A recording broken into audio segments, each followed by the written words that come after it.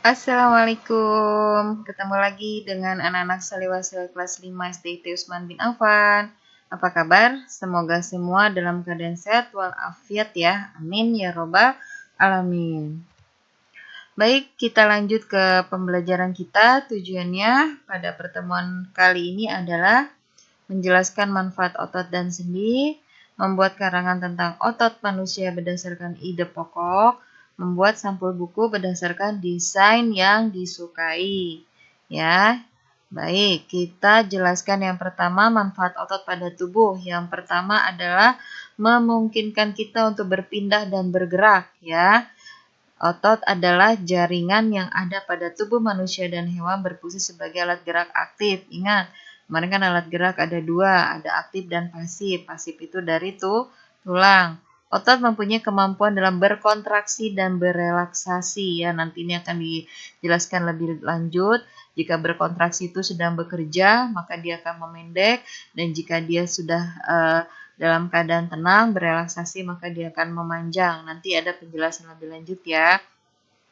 Jadi ini manfaat otot pada tubuh ya. Otot yang harus kita jaga kesehatannya, manfaatnya ya, agar tidak luka. Karena otot juga bisa mengalami luka atau yang disebut dengan cedera otot ya. Di bawah ini ada gambar yang mungkin bisa kalian zoom nantinya.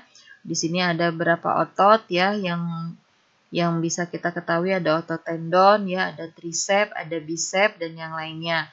Ini otot yang mempengaruhi kegiatan aktivitas tangan.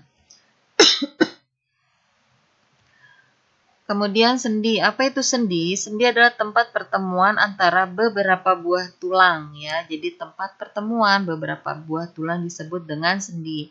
Di buku di halaman 65 kalian buka, di situ ada 5 macam-macam sendi. Kalau Bu lihat di sini ada 6, nggak apa-apa. Selebihnya sebagai tambahan ilmu pengetahuan, kita akan jelaskan yang 5 sesuai dengan yang ada di buku paket.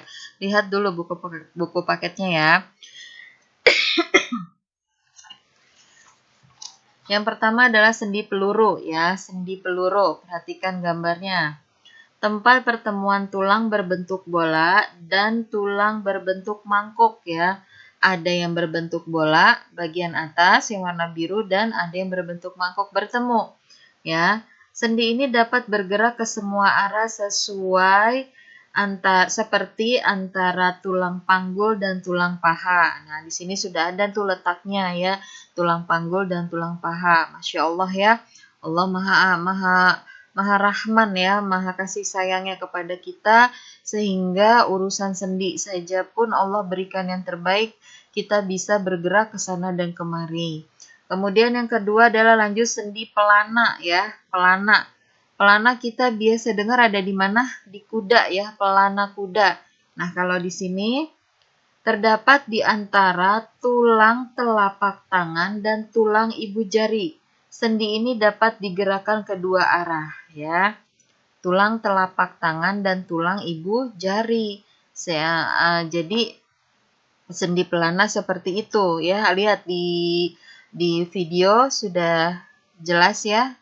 Jadi ada di sebelah kiri kalau kalian melihat dari laptop atau HP kalian, itu ada sendi pelana ya. Memang seperti kuda ya, makanya disebutnya sendi pelana. Kemudian ada sendi geser ya. Sendi geser terdapat di antara tulang pergelangan kaki ya. Gerakan sendi ini terbatas, hanya dapat menggeser ya. Ya, ini cuma menggeser aja ke kiri, ke kanan, ke kiri, ke kanan ya. Jadi dia sendi geser, maka disebutnya. Biasanya ada di pergelangan kaki. Kemudian sendi engsel. Contohnya pertemuan tulang lengan atas dengan tulang hasta. Sendi ini hanya dapat bergerak digerakkan ke satu arah saja. Ya, seperti sendi engsel tuh di siku tangan ya.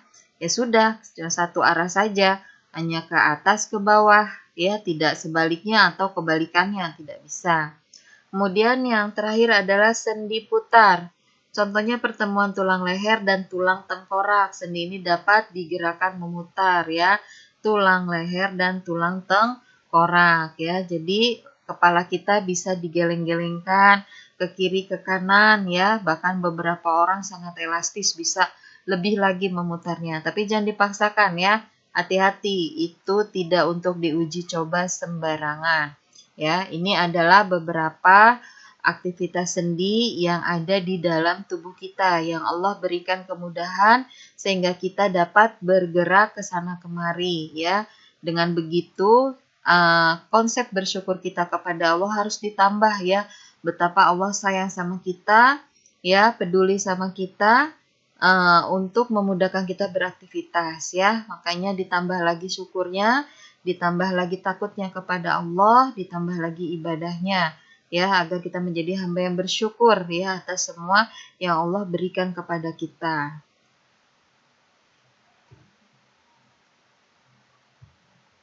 Nah, di sini ada macam-macam otot ya. Silakan dibuka halaman 66 ya. Ada 3 tipe otot. Otot pun ada tipenya ya. Ada macam-macam otot. Ada yang disebut otot jantung, otot lurik atau otot rangka, dan otot polos. Ya. Kalau otot polos terdapat dalam sistem pencernaan dan pembuangan. Otot polos bekerja saat kita buang air kecil nih, bekerja dia dan bekerja membuat mata kita fokus pada menatap sesuatu ya. Masya Allah ya, kalau otot ini rusak, cedera, kita nggak bisa buang air kecil, nggak bisa menatap benda dengan fokus ya. Nauzubillah, jangan sampai ya, semoga kita selalu sehat. Kemudian ada otot jantung. Ini hanya terdapat pada dinding jantung. Tugasnya memompa darah dan dikenal dengan ketahanannya akan kelelahan. Tapi bukan berarti kita dalam keadaan lelah terus dipaksa bekerja. Baiknya istirahat ya. Tugasnya mengatur detak jantung seumur hidup kita. Masya Allah ya. Allah berikan perintah kepada otot jantung untuk mengatur detak jantung seumur hidup kita ya. Sedangkan kita nggak kuasa ya. Hanya Allah yang maha kuasa yang berhak mengatur detak jantung detak jantung kita ya. Kemudian di mana letaknya? Dia menempel pada bagian tulang. Lanjut ke otot jantung itu terdapat pada dinding jantung. Sedangkan otot lurik disebut juga otot rangka ya, disebut juga otot rangka. Otot rangka dapat kita kendalikan, misalnya kita tidak akan menendang bola ya, jika kita tidak mau ya sudah kita bisa tahan. Kita tidak mau memegang sesuatu jika kita tidak ingin memegangnya. Otot rangka bekerja sama dengan tulang untuk memberikan tubuh kita kekuatan untuk bergerak ya. Bekerja sama nih otot rangka dengan tulang. Rangka kan tulang ya, untuk melakukan sesuatu. Umumnya otot rangka menempel pada bagian ujung tulang ya. Otot rangka menempel dengan rangka berkat bantuan tendon. Tendon merupakan penghubung antara rangka dan otot ya. Makanya di sini otot lurik atau nama lainnya otot rangka memungkinkan mereka melakukan berbagai jenis pekerjaan ya. Masya Allah ya. Sekali lagi nih mengingatkan ya, siapa yang maha besar? Hanya Allah yang maha kuasa, yang maha besar, yang bisa menciptakan sampai serumit ini ya, beserta tugas-tugasnya ya. Otot sedemikian halus yang kita tidak bisa saksikan di dalam tubuh kita sendiri, mempunyai amanah dari Allah untuk menjalankan tugasnya sampai pada waktu yang telah ditentukan. Nah, kita sebagai dirinya harus menjaga diri sebaik-baiknya ya, makan makanan yang halal, yang bergizi ya kan, dengan cara terus sehat, olahraga ya kan, olahraga yang ringan, terusnya menjaga agar tubuh ini tidak mengalami kerusakan baik di dalam tubuh maupun di luar tubuh.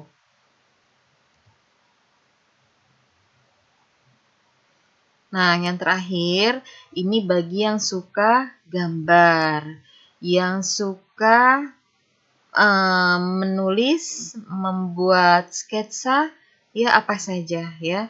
Karena yang terakhir materi kita itu tentang desain ya, desain sampul yang biasanya didominasi oleh warna ya. Baik ya, warna sederhana seperti hitam, merah, dan putih, ataupun warna yang mencolok seperti kuning, hijau, dan oranye. Ya, terkadang kita juga memilih buku karena warnanya, ya kan, warnanya menarik. Jadi seakan-akan buku itu juga baik, bagus dalamnya gitu, sesuai dengan penampilan luarnya. Nah, di sini adalah contoh desain sampul buku mengenai otot dan tulang ya. Berarti yang kita tonjolkan adalah gambar apa? Ya, otot dan tulang. Tinggal nanti kita gabungkan dengan warna, dengan gambar-gambar pendukung, dengan tulisan yang cukup dipahami. Karena ini sasarannya ke siapa? Misalnya otot dan tulang untuk anak SD, maka bahasanya pun harus disesuaikan dengan bacaan anak sekolah dasar. Dan begitu selanjutnya. Ya, dibuat gambar yang menarik, jangan yang seram. Mungkin anak SD nggak berani kalau gambarnya juga menyeramkan. Ini ada contoh-contoh lain dari segi warna dan gambar, ya. Kemudian dari bentuk tulisan juga yang semuanya menyangkut tentang tubuh manusia. Ya, kira-kira kalau dari 3 buku ini kalian tertarik yang mana? Nah, ada gambar tengkorak nih lagi tiduran, atau ada setengah tengkorak, setengah manusia, atau sebelahnya tengkorak, sebelahnya lagi manusia utuh. Ya, semua dikembalikan kepada kita. Ya, bagi yang jago mendesain, jago menggambar, dan disia-siakan. Boleh nih kita bisa membuat desain buku, ya kan, buku-buku Islami dengan gambar-gambar Islami boleh, ya, sesuai dengan tuntunan pemahaman salafus saleh. Ya, alhamdulillah sama seperti pelajaran sebelumnya, materi kita memang tidak terlalu banyak, sudah selesai, dan subtema 2 juga sudah di ujung tanduk ya penyelesaiannya. Tinggal beberapa kali pertemuan lagi, maka kita akan masuk ke subtema 3. Ya, semoga bermanfaat. Kalau ada yang belum paham, bisa langsung bertanya ya. Selamat belajar, semangat anak-anak solihah solihah. Assalamualaikum warahmatullahi wabarakatuh.